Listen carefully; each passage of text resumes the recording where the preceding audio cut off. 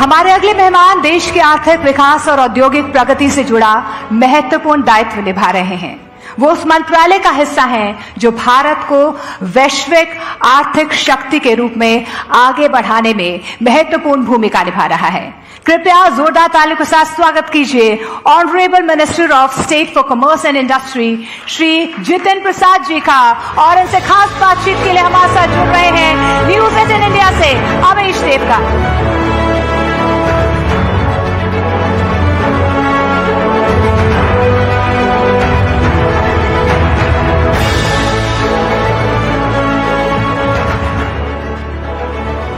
जितिन जी नमस्कार, कैसे हैं आप?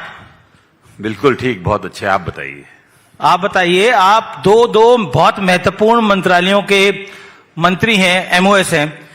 प्रधानमंत्री नरेंद्र मोदी 12 साल पूरे कर चुके हैं, लेकिन विपक्ष तो अपनी बात करता ही है, लेकिन इन 12 सालों को अगर आपको 40-50 सेकंड में एनालाइज करना हो तो आप क्या बोलेंगे?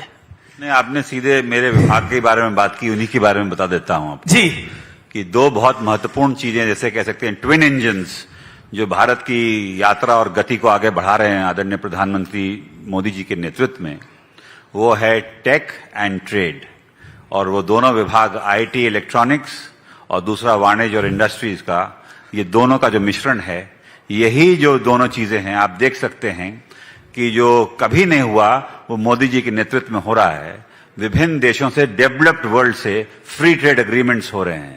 अभी यूरोपियन यूनियन से हो चुका है, ऑस्ट्रेलिया से बात हो रही है सेकंड फेज की, न्यूजीलैंड से हो चुका है, ओमान से हो चुका है, अमेरिका से बात हो रही है जी। जो विश्व के हिस्से भारत से बात करना पसंद नहीं करते थे, आज वो भारत को आशा भरी नजरों से देख रहे हैं और भारत में अपनी भावनाएं तलाश रहे, संभावनाएं तलाश रहे हैं, और मोदी जी की ने साकार करके दिया है। और दूसरा है टेक्नोलॉजी के बारे में जी, आर्टिफिशियल इंटेलिजेंस। हम भारत कह सकता हूं कि talent capital of the world है।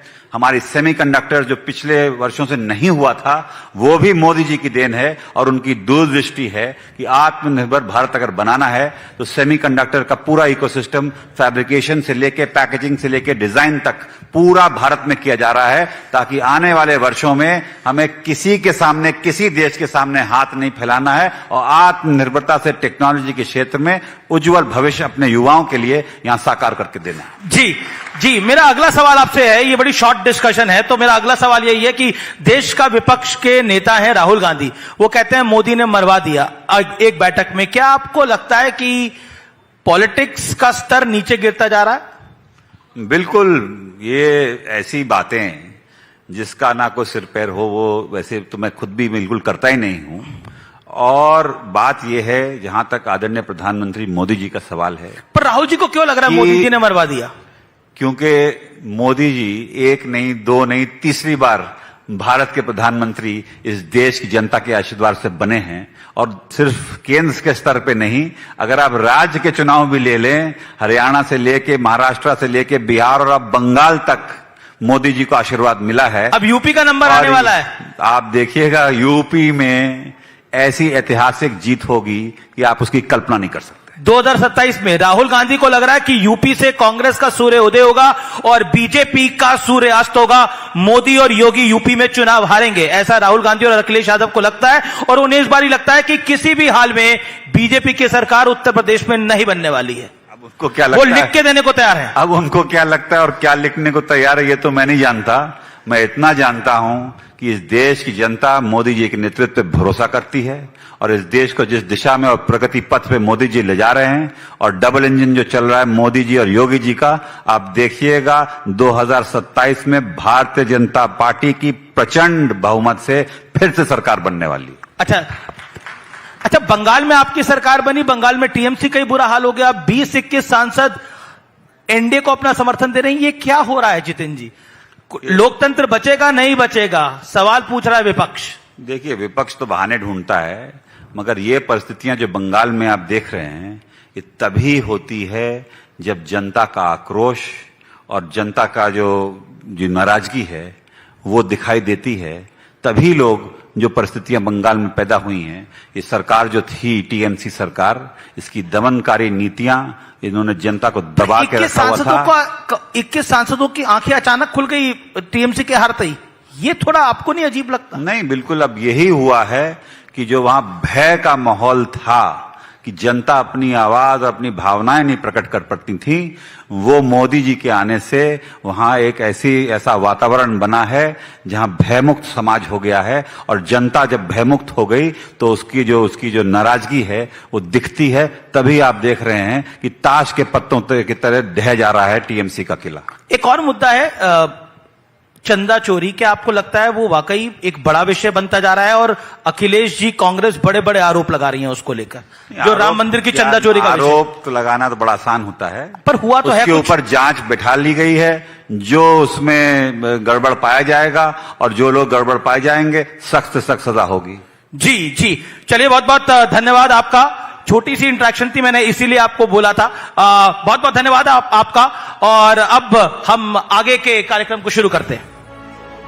Thank you so much Amish sir, इस मंच की गरिमा बढ़ाने के लिए बहुत बहुत धन्यवाद आपका। और अमीश थैंक यू। आपसे सर मैं अनुरोध करूंगी कि आप मंच पर ही बने रहिए प्लीज। और हमारे अगले अमृत रत्न का अब हम सम्मान करेंगे और उनका साथ देने के लिए मैं न्यूज 18 इंडिया के मैनेजिंग एडिटर ज्योति कमल और डाबर इंडिया लिमिटेड के vice president media and activation Rajeev Dubey को मंच पर बुलाना चाहूंगी।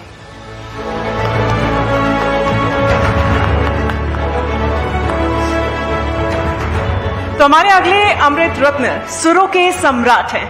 उनकी आवाज ने करोड़ों देशवासियों के अनगिनत पलों को यादगार बनाया है।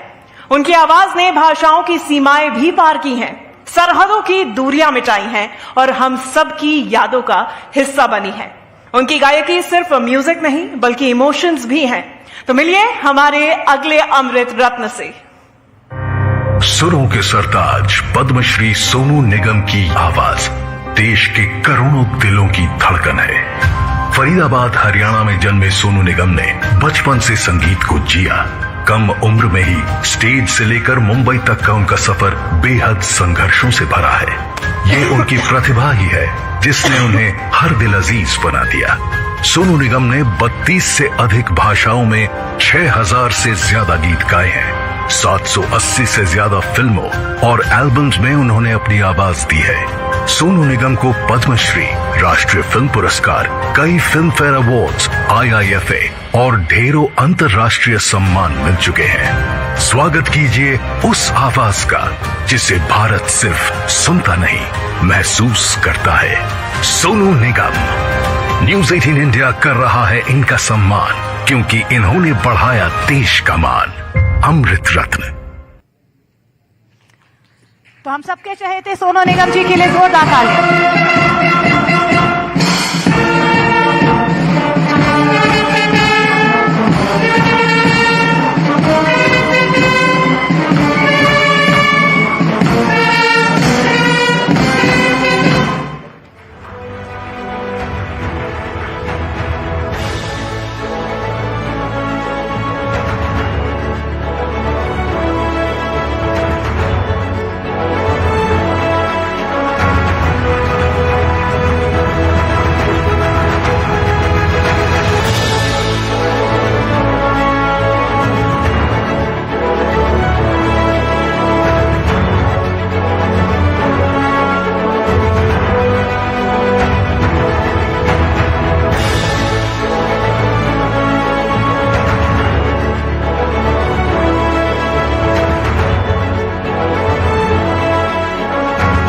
मैंने